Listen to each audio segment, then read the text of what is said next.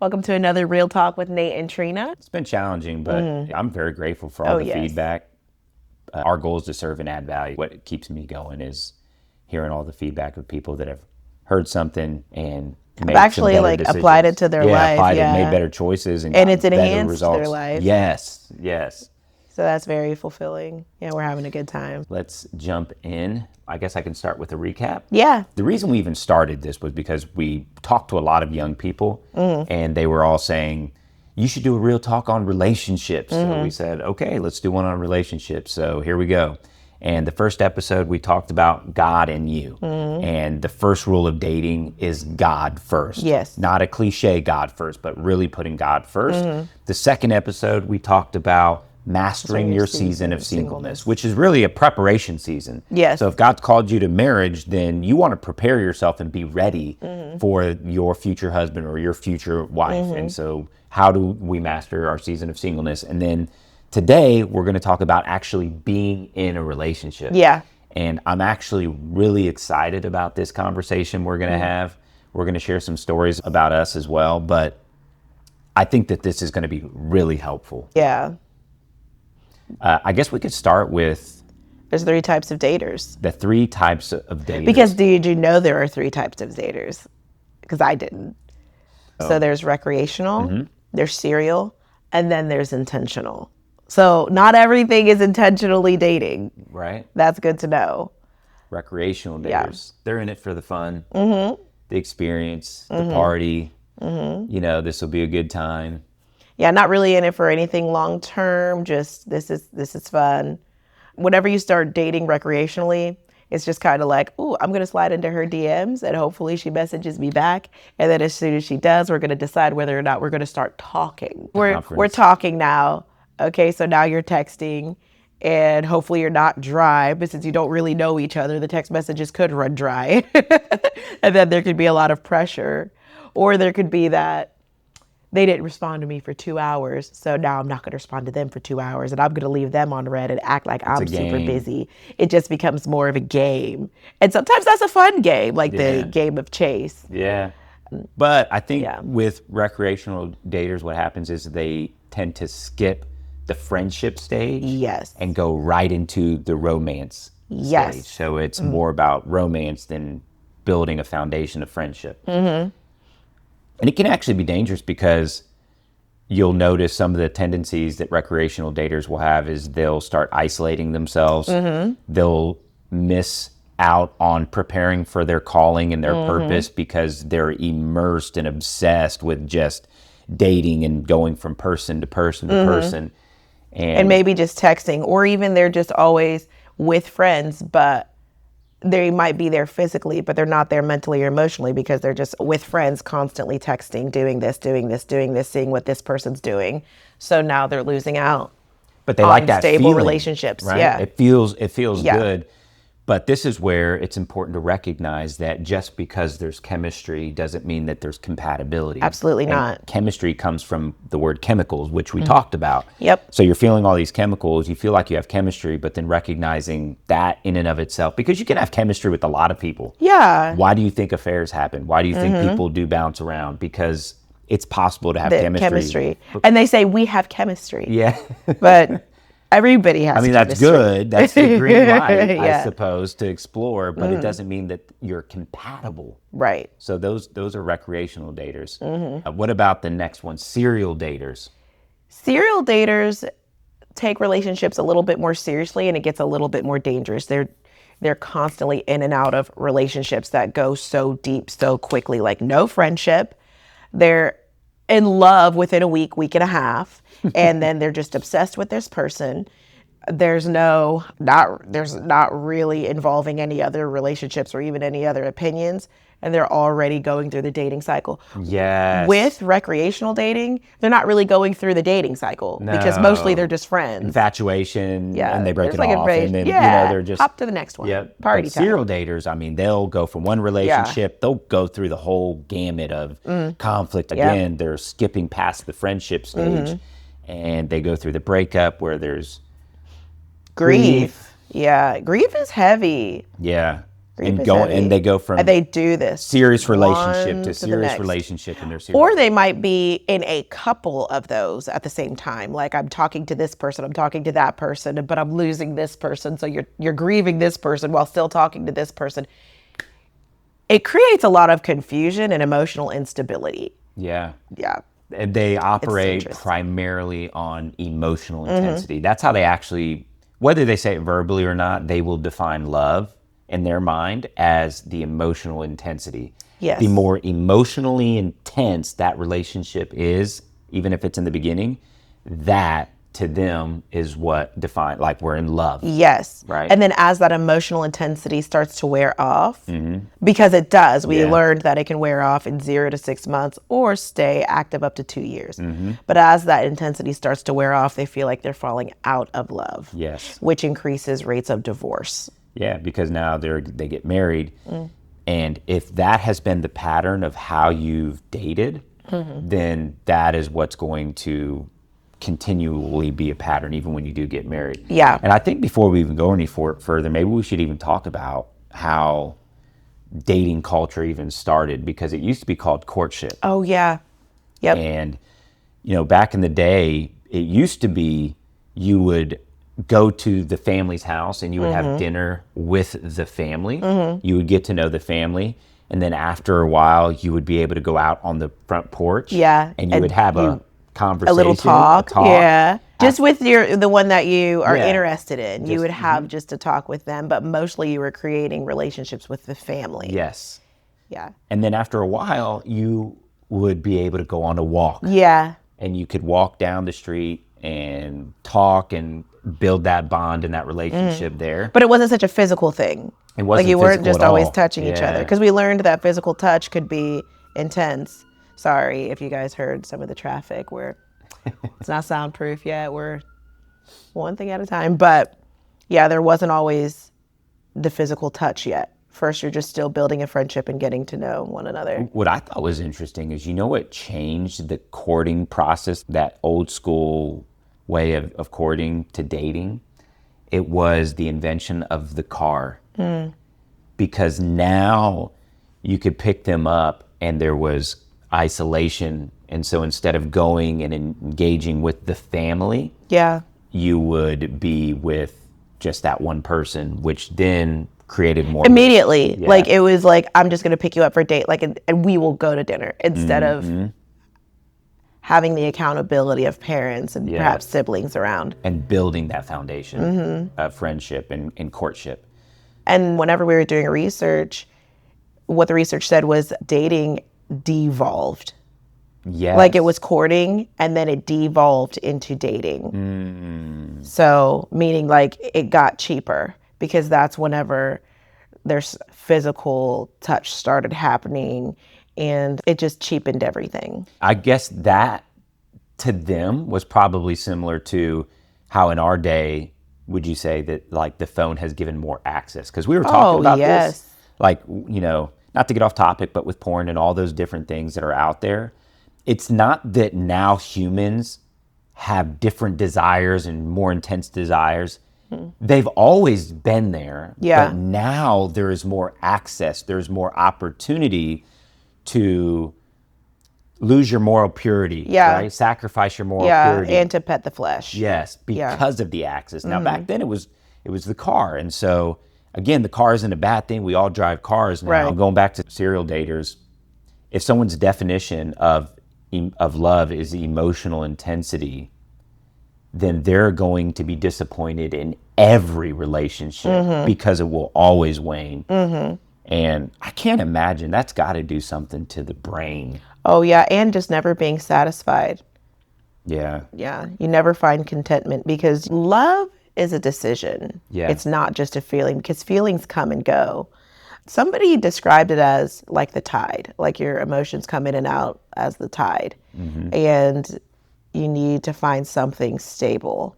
That is so true. So they operate in emotion, which is unstable, versus discernment. That was in a book we read, Yeah. The tides come in, the tides recede. The sun rises, the sun sets. The seasons come, the seasons go. Your emotions fluctuate, just like the sun, just like the tides, just like the seasons. Yeah, good call out, Trina. That's very true. And if you don't recognize that or know how to combat those emotions, right, then it can be detrimental and you'll be very disappointed. Oh, yeah. And it's like a drug addict, right? Always looking. They're always looking for that high, but you see what it's doing high. to their life. You see it destroying their life. The alcoholic knows what it's doing, but it's that feeling that they're really drawn to. So I guess to recap, the difference between a recreational dater and a serial dater would be recreational daters, it's more light, right? And they just kind of bounce from relationship to relationship and it's all about fun. Serial daters, they still date a lot, but it's more serious, deeper, and they go through more of that dating cycle. And both can be dangerous. Oh, yeah. You will if you continue to do this whole recreational dating, like hopping in and out of quote unquote fun, it's not going to be long before you compromise your moral purity. And if you are obsessing yourself like serial daters do, you're not even going to be able to hear anybody else around you. Probably going to compromise your morals and then your moral purity as well. Yeah. So what were we? Because we were not intentional daters whenever we first got together. I would say we were more recreational daters. Because we met, I think it was in the summer. Yeah. We were going through the St. Helens Festival. Well, even in school, it was just, he's cute, she's cute, let's be boyfriend and girlfriend. Okay, cool. And then we felt a lot of pressure. I think you might have felt the pressure. I was excited about it. I was that recreational dater that was very excited to sit with you at lunch for maybe the status of it. Like, I've got a boyfriend because I'm 16 and I wanted one. And now I have one. And I don't know if you felt the pressure of like, I don't want to sit with her. What will I say? Pretty much. I don't know. I was so concerned about just hustling. Even at lunch? Yeah, I was selling like candy bars. I was like waiting outside the line, getting changed. At Stebbins? Yeah. Oh, instead of sitting with me? You did not have emotional maturity. I think I wasn't doing good things in high school. Okay. So, but yeah. But then even after we got out, you had messaged me on MySpace. Yeah. The OG, Instagram, Facebook. Shout out to MySpace. Have we shouted out MySpace in a couple of our pods yet? I don't know. If you know, you know. Some of y'all don't know. That's okay. But I did end up giving you my number. I was with one of my friends. I remember when you texted me. I was like, oh, dude, bro, she texted me. And so we ended up hooking up and I think hanging out at your friend's house or something like that. No, we first went to Dairy Queen. Are you jumping right to when we went to my friend's? We just started hanging out and it just was, to us, I don't even think we settled, it was unspoken that this was just for fun. You were going to go back, this was a summer thing, you were going to go back to college. And our brains were thinking short term, so we didn't plan for the future. So it was just so spontaneous. There was no, what's next? Absolutely not. We didn't talk about our goals. There was no ambitions. then what, and then what, and then what. Oh, and it didn't line up. Our goals did not line up because I said, I want to be a nurse. And you said, well, I want to be we said this a street pharmacist. And I said, I don't really want to date a street pharmacist. And we were like, okay, well, this is fun for now because we have chemistry. Yeah. We have great conversations. Yeah. Which I have great conversations with all kinds of people all day, every day. Yeah. So it was definitely for fun. We would party. It goes back to the moral purity that was non-existent. And I think you even told me that in your mind, you were like, oh yeah, this will be fun for the summer. Literally for the summer. But we were your hormones don't know it's for the summer. Yeah. And, the chemicals don't know it's for the summer. So we were creating attachments that were like, we weren't really ready for. We had zero conflict resolution. We got into a conflict. It just wasn't good. Yeah, we had no tools on how to handle conflict. I didn't know what to do. And I don't think we were so concerned about what to do either because everything was just so for the moment. Yeah, so fast paced. And had some devastating effects. Yep. And we were just recreational daters. We weren't even serial daters. Like I wasn't in and out of relationships. Yeah. Boom, boom, boom. Like. Yeah, I really wasn't either. So I don't want to say one's better than the next. Is what I'm trying to say. Both have devastating effects. Yeah. Yep. So let's jump into intentional daters. So intentional daters, they have standards, they have boundaries, they have conviction, they have goals, they have a calling. There's just something about them you can tell because there's like a magnetic pull. You can just tell, when you run into somebody someone who's intentional in life. Is it okay to say that? Like not just in dating. Typically people that are intentional daters are usually intentional in every other area of their life. They're intentional with their health, their career, their calling. And they carry themselves differently, right? Those are intentional daters.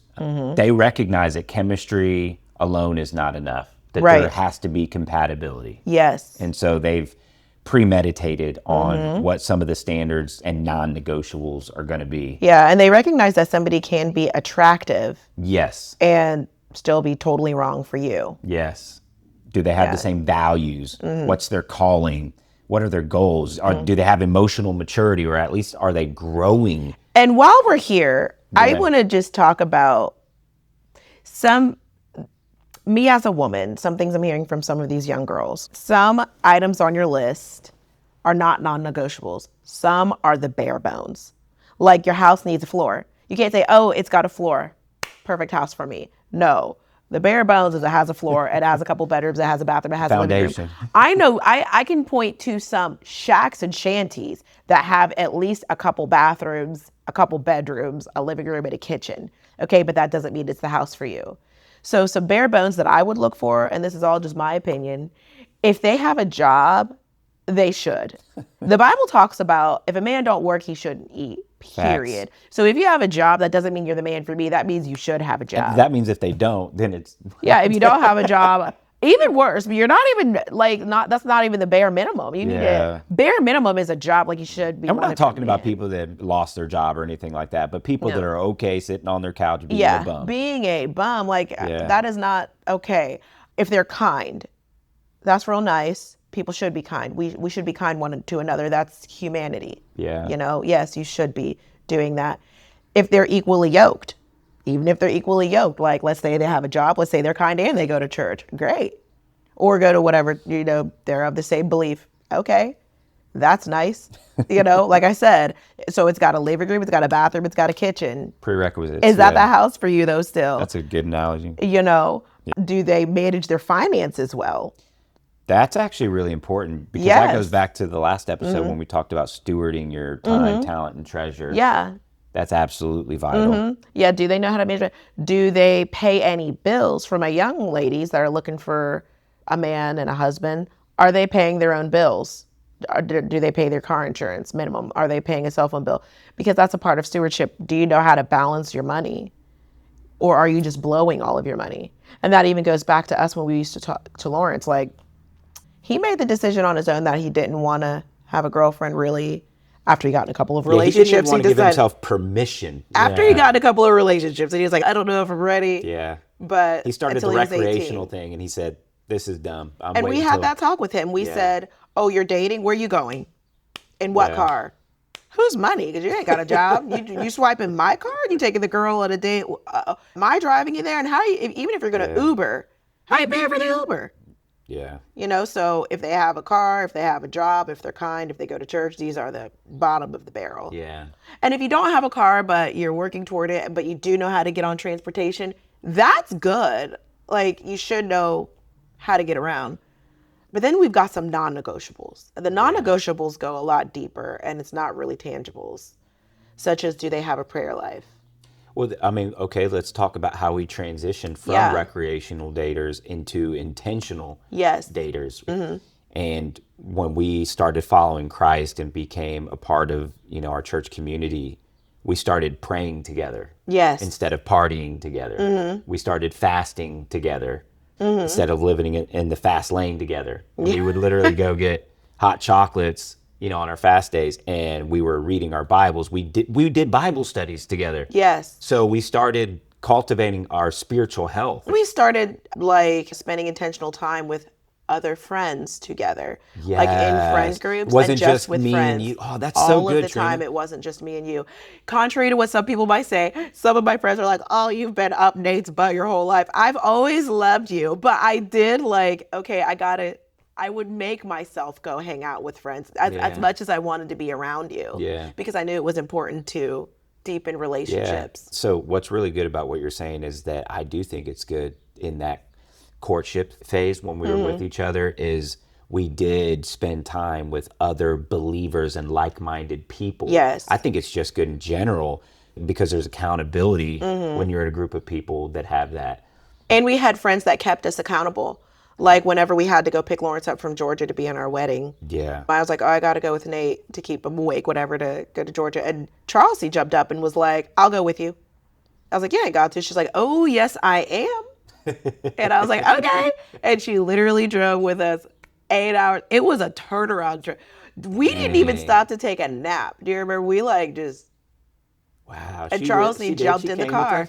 Yeah. Wow, that's crazy. So that we weren't alone. She said that you can't be jumping states lines by yourself. No, I'm coming.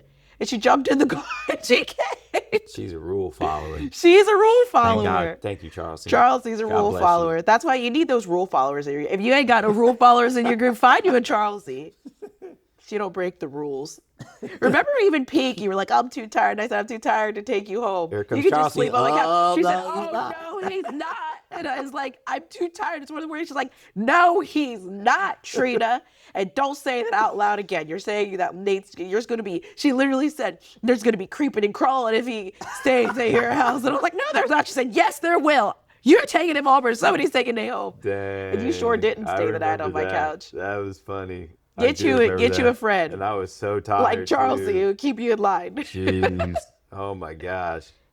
And guess what? I listened. Yeah. So yeah, we did. We listened to our friends that were like, hey, shoot, went 3 years, being abstinent to get married. I think the other thing that I really loved about you was that you had goals. Even when I first met you, you're like, I'm going to be a nurse.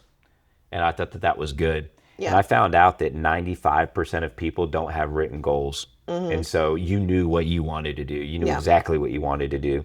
They actually say that the 5% of the population that do have written goals outperform the other 95% by a lot. They did a study at Harvard.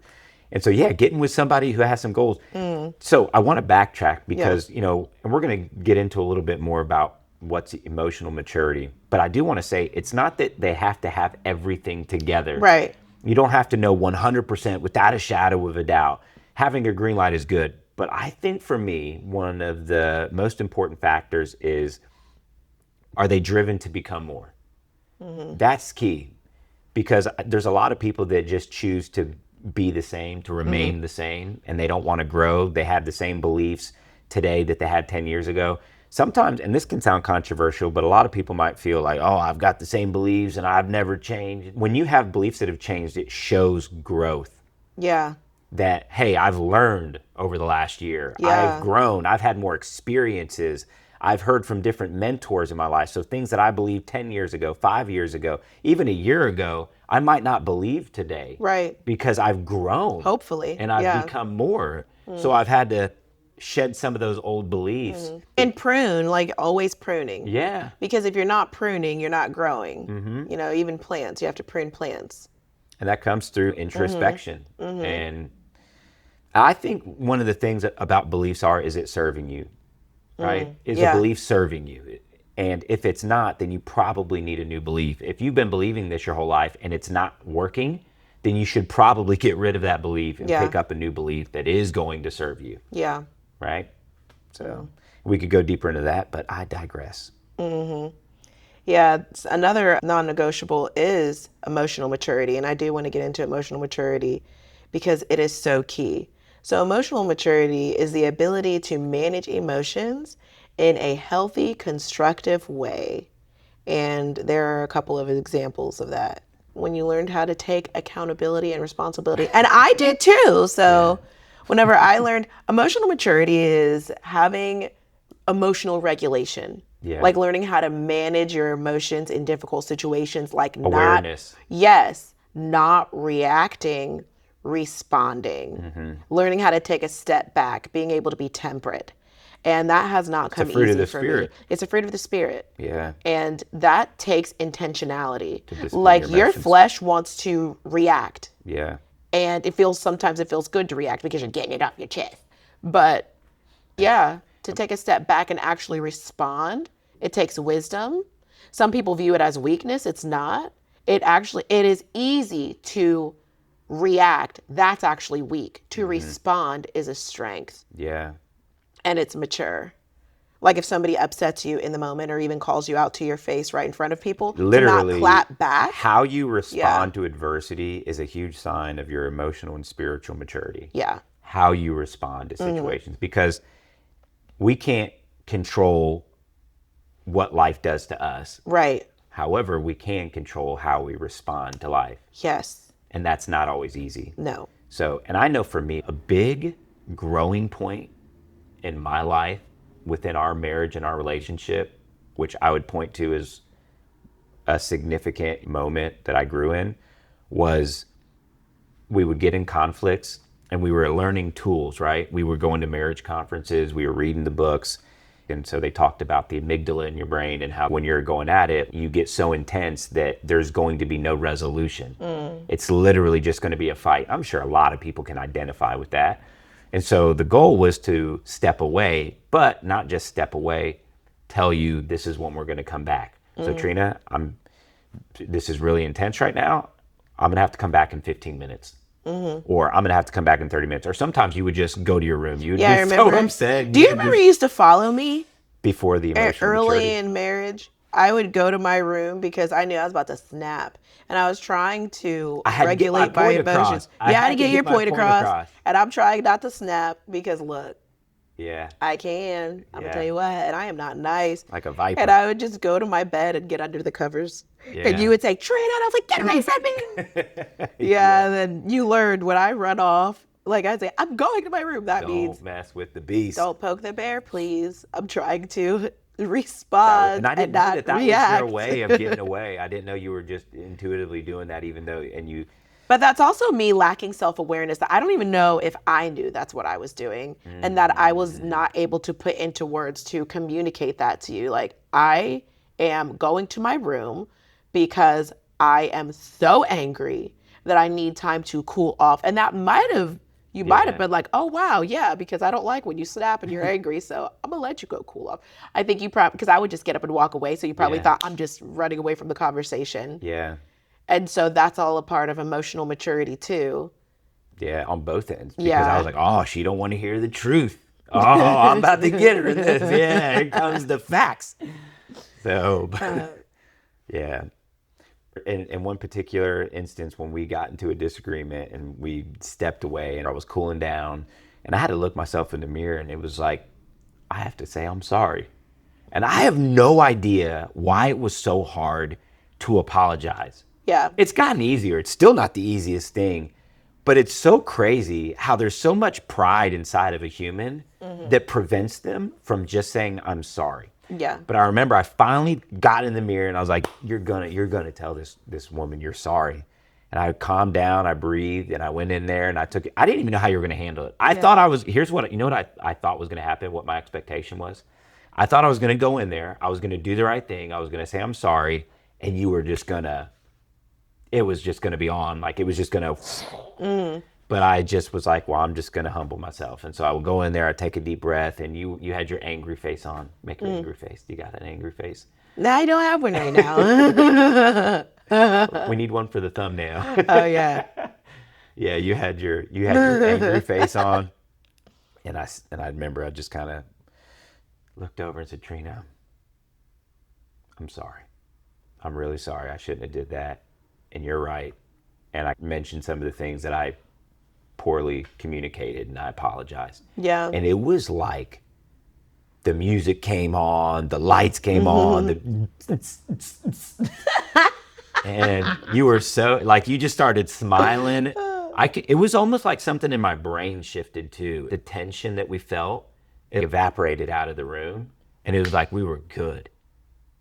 And then you would just be like, I'm sorry too. And I'd say, I love you. And then I'd give you, we'd embrace and I'd give you a hug. And I was like, whoa, I remember reflecting like, that worked. Like that was really hard. I found something here. But it really worked. The next time, it honestly wasn't any easier. And I had to keep reminding myself like, bro, it worked last time. And so now I've gotten better at a habit after doing it for so long. It really does work. That one tool right there, gentlemen, being able to say I'm sorry and to apologize genuinely, stepping away and coming back, putting your pride aside. If it's a whole, okay, fine, I'm sorry, you can keep it. Or if it's I'm sorry if I'm sorry you were upset because that's not a real apology either. Don't even do a blanket apology. Like, if I did something to upset you, I'm sorry. That's insinuating I don't know what I did and I'm not interested in talking about it, but I'll just go ahead and offer you up we do that because isn't it a hedge against our pride? It's a hedge against your pride. We hedge our pride. Yeah, you don't want to hear what you don't want to admit. I'm sorry because, that's not a sign of emotional maturity. But when you actually take your pride, you throw it to the ground and you just say, look, I'm going to humble myself. It says humble yourselves one to another. Yeah. Right? Yeah, and the humble will be exalted. So that was huge. That was an example of emotional maturity. Resiliency is another aspect of emotional maturity. Being able to bounce back. We have a book, Failing Forward by John Maxwell. Rather than breaking down. Look, I'm a whole adult and I still be having my little temper tantrums. Like I do. And I have to I have to harness it. Like, okay, pick it up, sis. That's enough. That's enough. You can't be. And it's tough. It says that emotional maturity is something that's cultivated over time. Yeah. Like, just because you're an adult, that doesn't mean you're emotionally mature. That means it's something that you have to keep working on. I think it's actually both part your brain development and it's a skill. Wouldn't you say? Yes, it is a skill. Yes. Like your brain has to You're not born with it. Yes. And you have to practice it, and it's a developed skill that you're not born with it. I had to actually start. I had to get the tools, apply the tools, and start fine tuning. I think active listening is another one, a sign of emotional maturity. Yes, active listening. Talk about active listening. It's not just saying, "Okay, are you done? Are you done? Because I'm ready to say what I have to say now." Okay, I'm glad I heard you out. It's time for you to hear me now. That is not active listening. Active listening is I'm hearing what you're saying, even being able to repeat back what was said, meaning that you heard them. Yes. So that you can say, here's what I'm hearing. Am I hearing you right? Shout out to Adam and Carissa King. Shout out to Adam and Carissa. I probably didn't learn a whole lot of this emotional regulation until legit January. Do you remember when we were doing that? Whatever you call it, role playing. Oh, yeah. And I said, Trina, I feel when you... Yeah. Da, da, da. What was it? And then you had to repeat back to me. I was totally wrong. And you said a totally different emotion. You were like, oh, so what I'm hearing is you feel when I'm like, no. That's not it was in front of everybody. It was at a marriage conference in front of everybody. Because your brain wants to interpret things. Just what I want to hear. It's a funnel. And so your brain funnels it through an interpretation filter. And so you have to pause and say, no, what did I actually said, I feel this when you do this. Yes. And so we should probably do that more often too. Yeah. Right. Yeah, we should. It'd be helpful.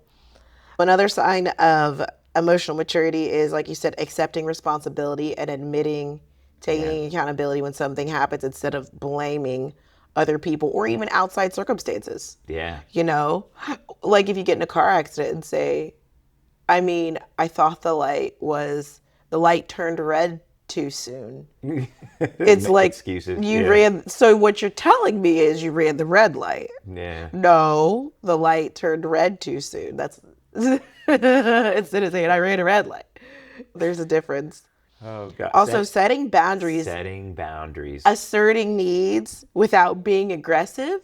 Or passive. This goes back to that verse. Gosh, the word is so powerful because we go back to that scripture in 1 Timothy chapter 2, verse 8 that says, I will therefore that men pray everywhere, lifting up holy hands without wrath and doubting, without aggression or without being passive, but being assertive. And that's really important to set healthy boundaries. Healthy ones. And whatever that might be, especially like we're talking about relationships. So setting healthy boundaries that are non-negotiable. And these are my boundaries. and you don't have to be mean about it, but don't be passive about it either. Well, I think maybe no. These are my boundaries. I think like I think I may, because that's giving place to I also may hate not. the gray speech I anyway. hate the gray You're black speech. and white. I'm a black and white person, because then it leaves no room for error. Like, I know exactly where you stand. If you're gonna be gray with me, it's like a loophole. I can't trust that, because you done put loopholes in place. Well, technically, I said. Yeah, I said maybe. It's like, yeah, you did. Okay, I don't trust anything you're saying. Yeah. But being emotionally mature is being assertive. Yeah. Even if it's not what you want to hear. But at least I know where you stand. Because I used to have a tendency to be passive, and so I've had to develop and mature in being more assertive and setting healthy boundaries. And I can be pretty aggressive. Yes, you can. And I'm not learning to be passive, but I am learning to be taking a step back and being more assertive, and then sticking to my guns. Yep.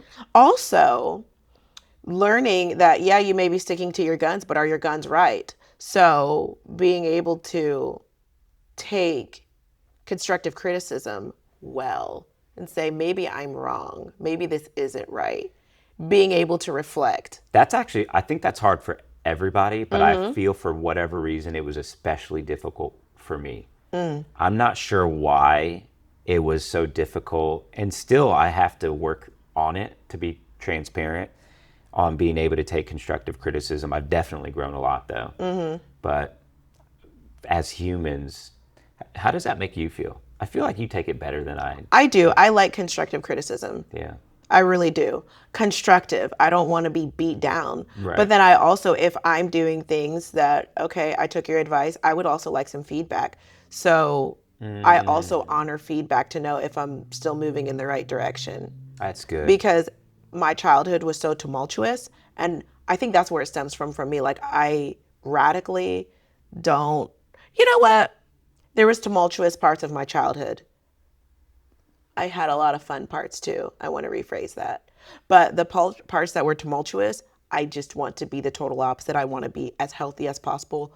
That's good. That fuels my need for constructive criticism, but also I want constructive feedback as well. Like, am I on the right track?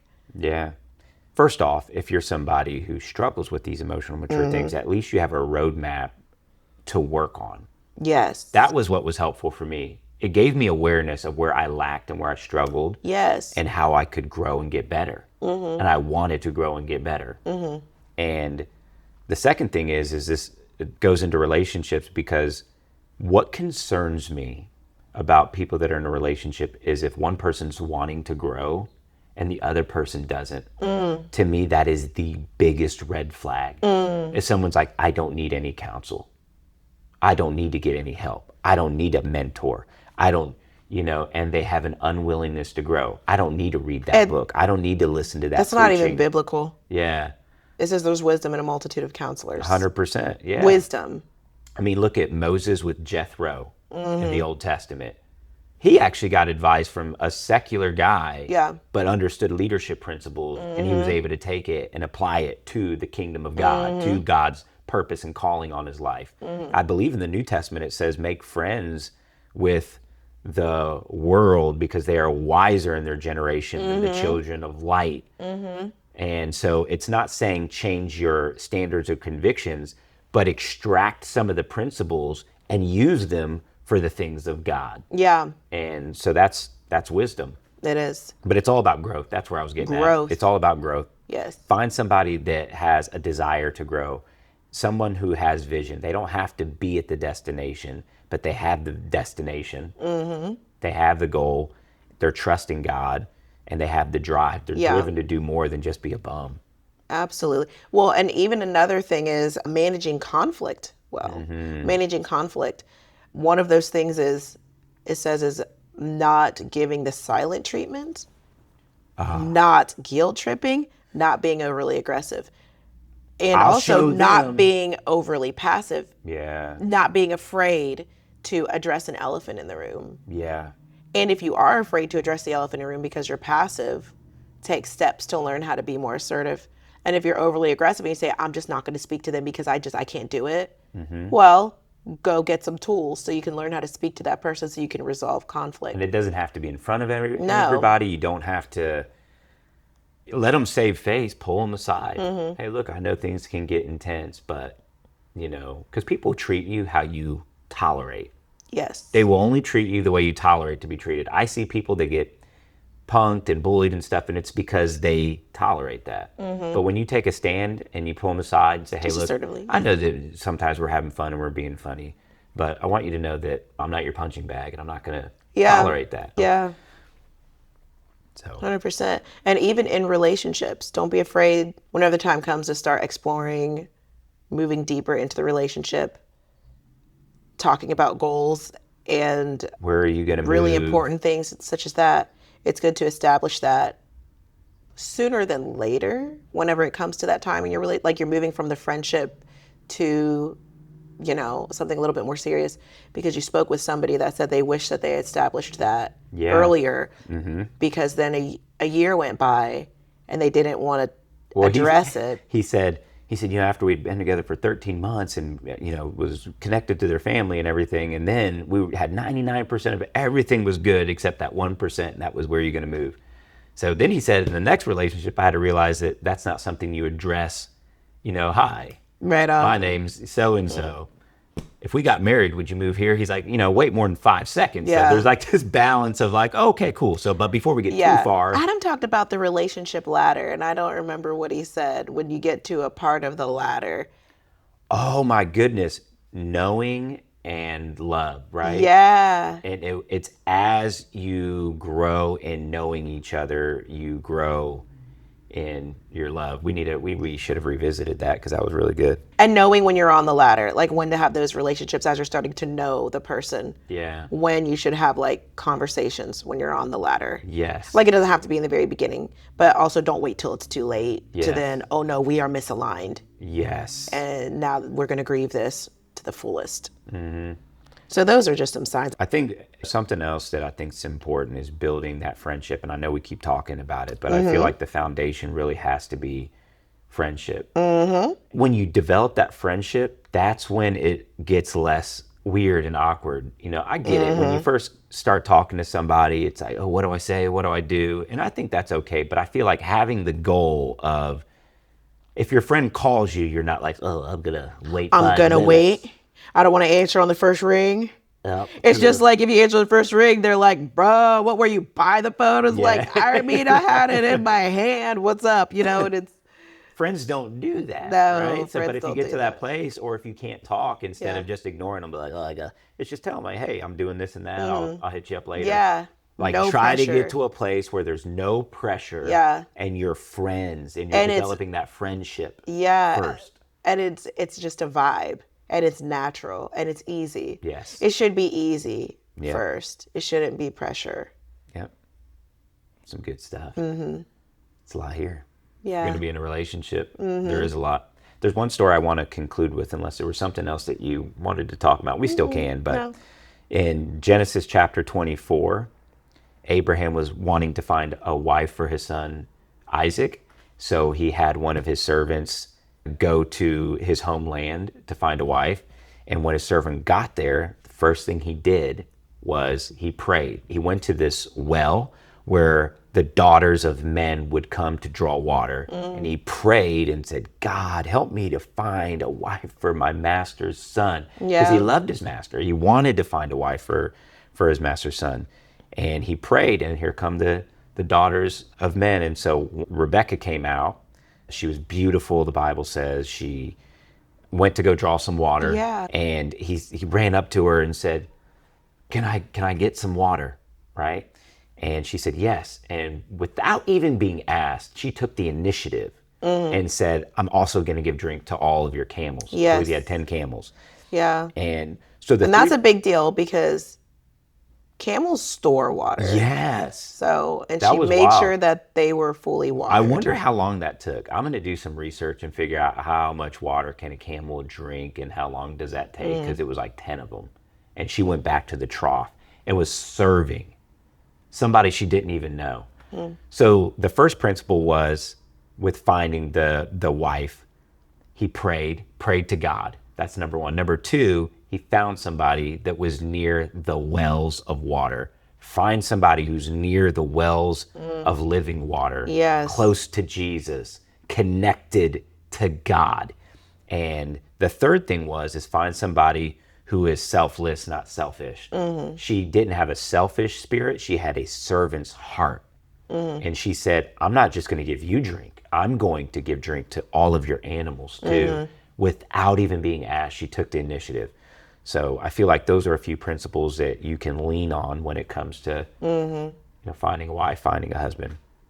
That was really good. That was good. That was a good real talk. It was. I hope that adds value and is helpful. So. Yeah, we're so grateful that you guys are always here with us. We always have so much fun through this, and we have a lot of fun talking about it. If you guys have any suggestions on anything you want us to talk about, leave it in the comments. Tell us what stood out to you the most. We're going to start having guests on. We can't wait. Yeah, we can't wait to start having guests on. We've got a few more. That's tweets coming too, in just like in an episode or two. I'm very excited. And we've heard that we've had secret admirers. Don't be a secret. Yeah, don't be a secret. Drop it in the comments. Let us know who you are. We need to start doing those games. Like, so leave the first 5 people that leave a comment, we're going to give them something cool. A trip to Hawaii. No. Oh, my God. That'll be later. We have to give ourselves a trip to Hawaii first before we give somebody else. A free t-shirt. We need to get a logo. We do need a logo. We got to get a logo, guys. Get some merch. Anyway, our most important thing that we're working on is we want to add value to you. So we love you guys. Appreciate you guys joining us again, and we will see you on the next Real Talk.